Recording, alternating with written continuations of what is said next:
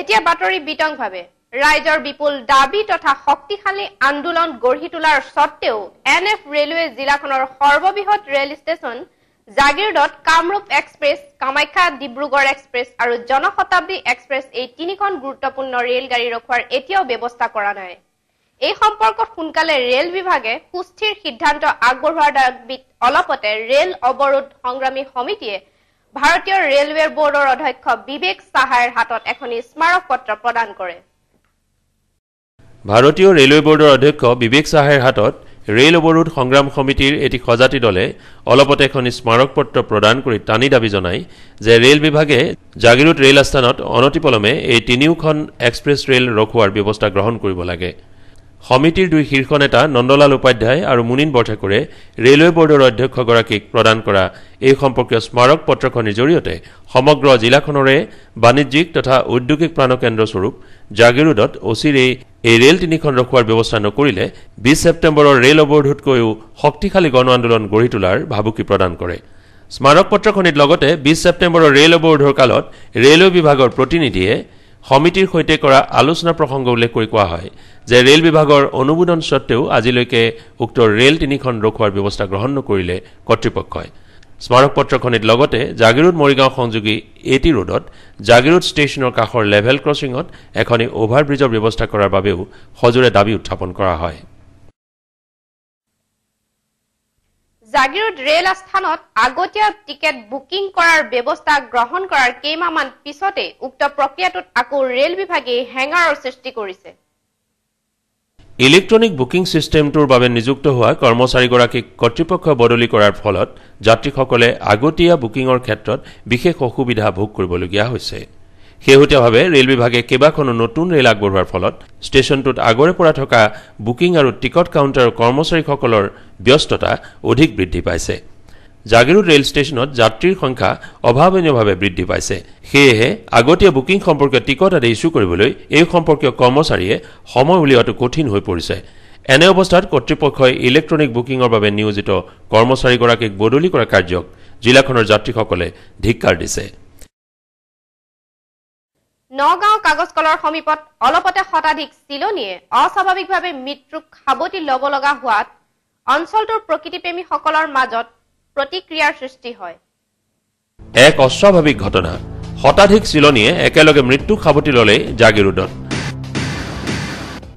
স্থান নগাঁও কাগজ কলৰ CISF কেম্পৰ সমীপৰ এটি জলাশয় অঞ্চল। উল্লেখযোগ্য যে এই অঞ্চলৰ আকাশত প্ৰায় জাক জাক চিলনী দৃষ্টিগোচৰ হয় সৰ্বসাধাৰণ লোকৰ। চিলনী মাংসভোজী হোৱা হেতুকে মাটিত পৰি থকা মৰা জীৱ জন্তু আদিৰ পৰা হ'ব পৰা প্ৰদূষণজনিত অৱস্থাৰ পৰা মানুহক সকাহ দি আহিছে এই পক্ষীবিধে। এনে এবিধ উপকাৰী পক্ষীৰ অস্তিত্ব ৰক্ষা কৰাটো সেয়েহে মানৱ জাতিৰ কল্যাণৰ বাবে আৱশ্যকীয় কথা।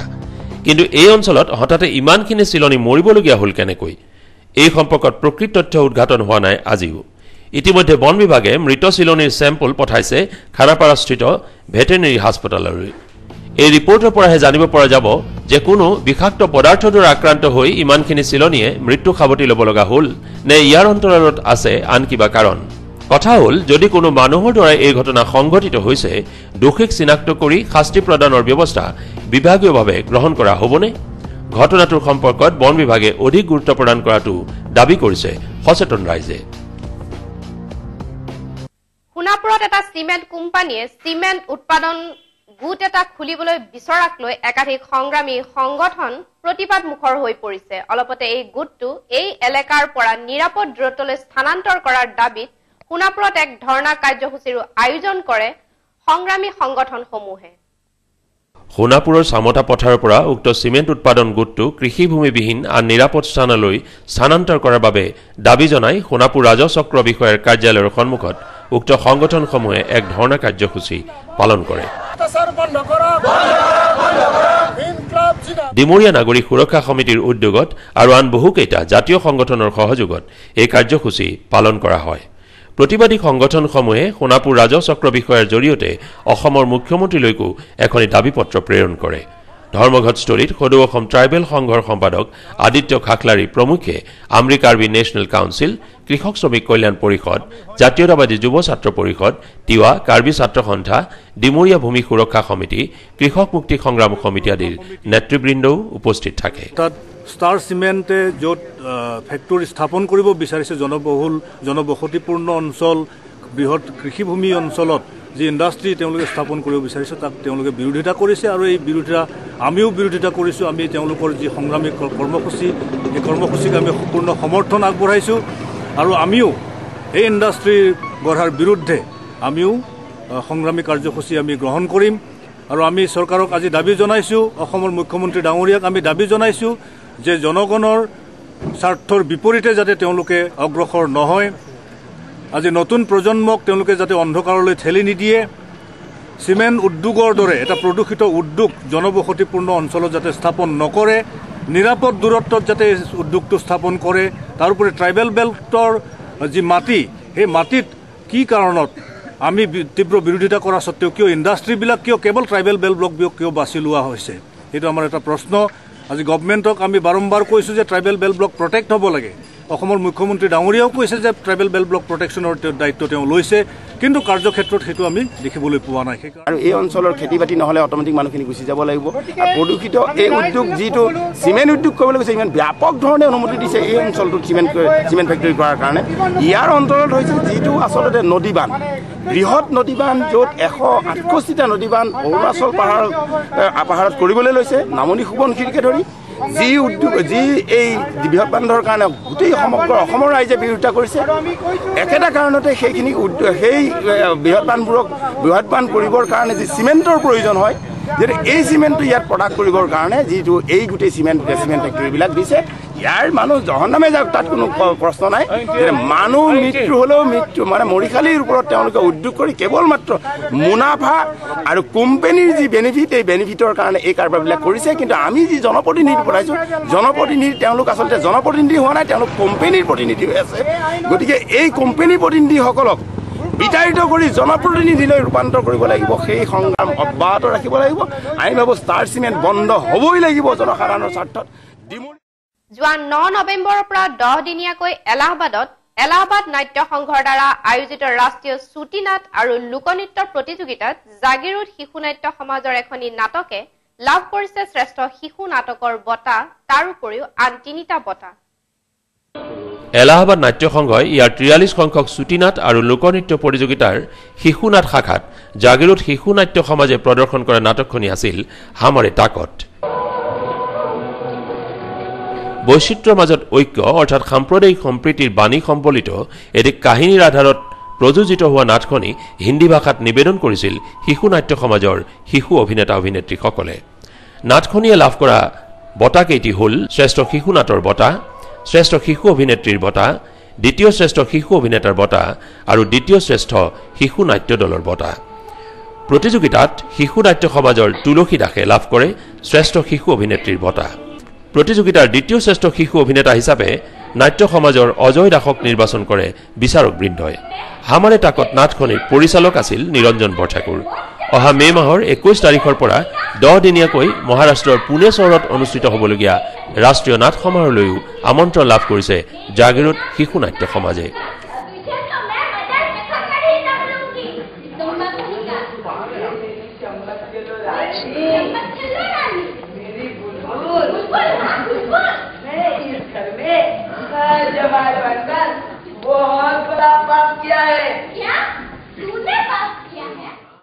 সোণাপুৰ আৰক্ষী থানাৰ অন্তৰ্গত 37 নং ৰাষ্ট্ৰীয় ঘাইপথৰ বৰদলঙৰ সমীপত শুকুৰবাৰে 2টা মৃতদেহ উদ্ধাৰ হয়।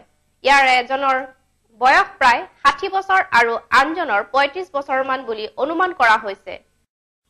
কুৰ্তা পায়জামা পৰিহিত যুৱকজনৰ শৰীৰত বিশেষ কোনো আঘাত নাই, কিন্তু মৃতদেহ দুটাৰ কাষত এটা তেজ লগা স্পৰ্টিং উদ্ধাৰ হোৱা বুলি আৰক্ষী সূত্ৰই প্ৰকাশ কৰিছে।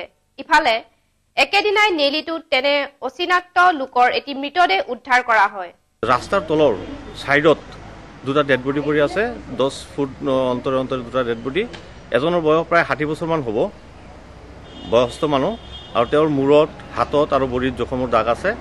আৰু এজন ল'ৰা মানুহ হ'ব 30-35 বছৰ বয়সৰ, তেওঁৰ ডেড বডিটো তলত পৰি আছিলে তেওঁৰ গাত তেনেকুৱা জখম নাই কিন্তু হাতত সামান্য ছাল যোৱাৰ নিচিনা জখমৰ দাগ এটা পাইছোঁ আৰু দুয়োটা বডি আমি পোষ্টমৰ্টেম কৰাৰ কাৰণে গুৱাহাটী পঠাইছোঁ আৰু এতিয়ালৈকে কোনো চিনাক্ত হোৱা নাই ক'ৰ মানুহ ক'ৰ পৰা আহিছে কোনো চিনাক্ত হোৱা নাই আমি বৰ্তমান ইউডি কেছ এটা লোৱা হৈছে আৰু ইনভেষ্টিগেশ্যন চলাই আছোঁ সোমবাৰে স্থানীয় নগাঁও কাগজ কলৰ অভ্যন্তৰলৈ কয়লা কঢ়িওৱা কেইবাটাও ৱাগান সংযুক্ত এখন মালগাড়ী হঠাতে বিকল হৈ যোৱাৰ ফলত শিলভঙা ৰেলৱে ক্ৰছিঙৰ দুয়োপাৰে ৰাষ্ট্ৰীয় ঘাইপথৰ ওপৰত অসংখ্য যান বাহন বহু সময় ধৰি আবদ্ধ হৈ পৰিব লগাত পৰে দিনৰ প্ৰায় 1:30 বজাত ৰেলগাড়ীৰ যান্ত্ৰিক বিজুতিৰ ফলত 4টা ডবা লাইনচ্যুত হৈ পৰে আবদ্ধ হৈ পৰা বহু গাড়ী জাগিৰোড মৰিগাঁও এটি ৰোডেৰে মৰিগাঁও হৈ ওলাই যোৱাৰ ব্যৱস্থা কৰে আৰক্ষীৰ যান বাহন শাখাই 1 ঘণ্টা হৈ থকা এতিয়াও ইঞ্জিন নাই একো নাই কিমান হৈ থকা ঠিক নাই মানুহটো বিভিন্ন সমস্যাত আহে